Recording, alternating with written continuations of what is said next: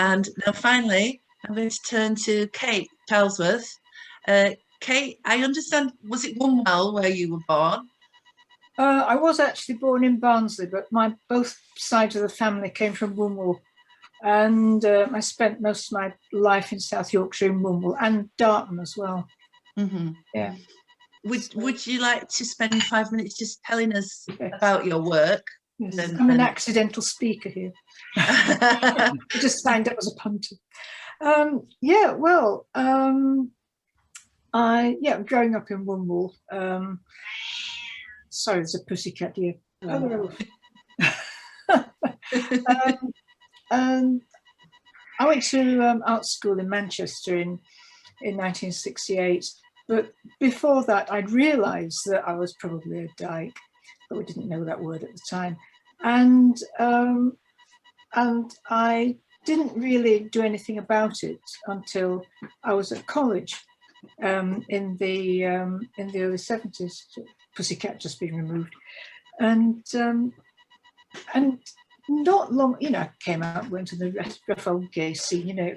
Canal Street wasn't like Canal Street is now in Manchester, and but it occurred to me very early on that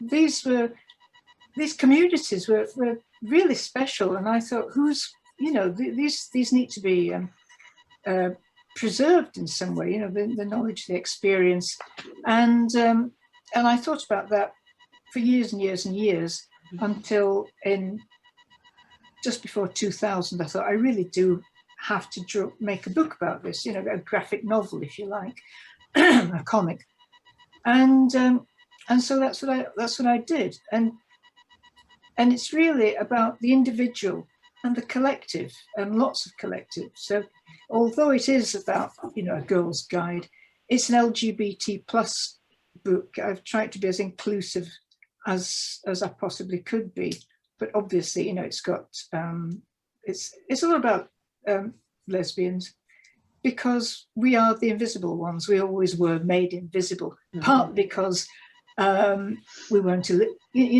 not being illegal was great, but it also made us even more invisible, because all women are, historically more invisible, if not utterly. So I made this book. This is it. It's called Sensible Footwear: A Girl's Guide, and it weaves my personal story. This was originally just going to be a hook to hang this huge LGBT history on, and then I think my publishers pointed out that although it was very interesting, it might be even more interesting if it was more personal. So it did become quite a personal thing. One of the personal things in it is that I'm slightly related to Maurice Dobson. my granddad, Walt Dobson, was a famous old birdman as in Dicky birds, bird breeder in the area.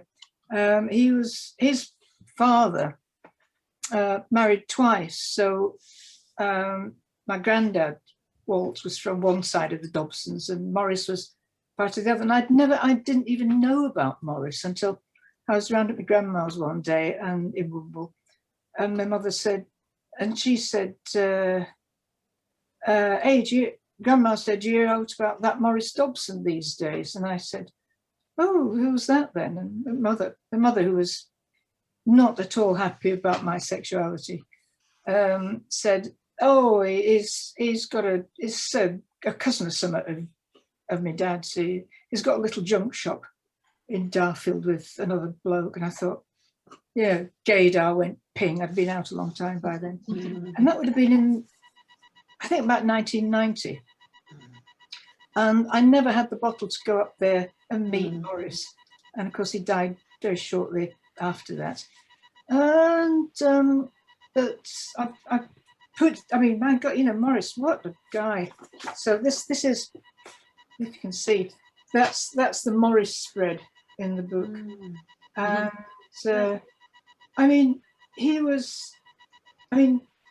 must have been the only person around who'd never heard of Maurice Dobson.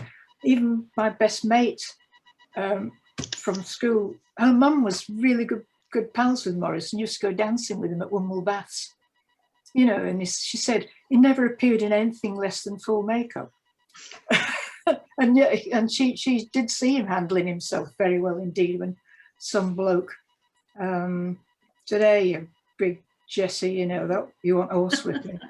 And she said apparently Morris had been riding along his bike with very tight shorts on at the time, and he kind of got off his bike, parked the bike up nicely, and went to the guy and said, "Oh well, you know, I've heard what you think about me. Now here's what I think about you."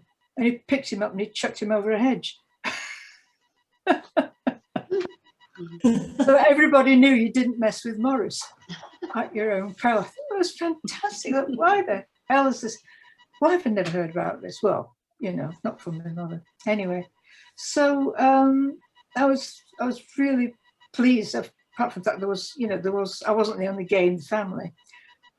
Just so that was a fantastic thing for me to be able to include, because I mean, after Manchester, I went to London, so and now I live in Scotland, you know, because well, I've been up here for nearly 30 years.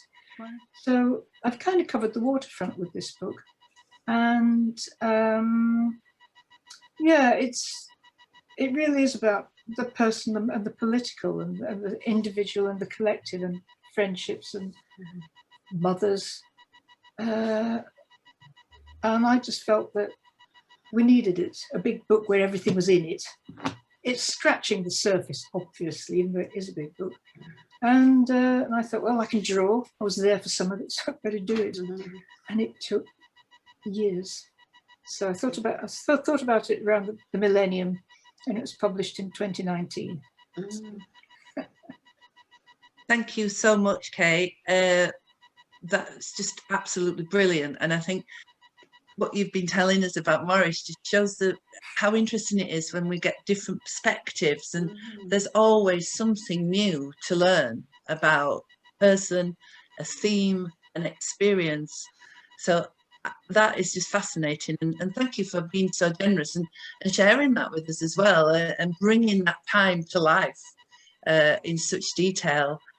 So thank you ever so much. Fantastic that you could join us.